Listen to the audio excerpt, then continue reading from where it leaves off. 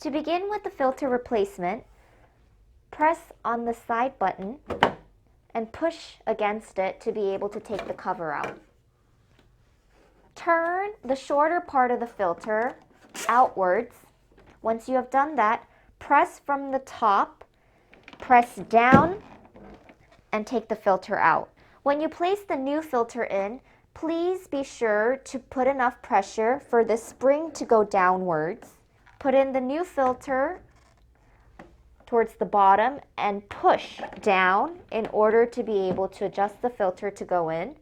Then you turn it inwards again. You must put the cover back on by adjusting it onto this side first and then making sure the cover is on properly. After replacing the filter, you must do the filter reset.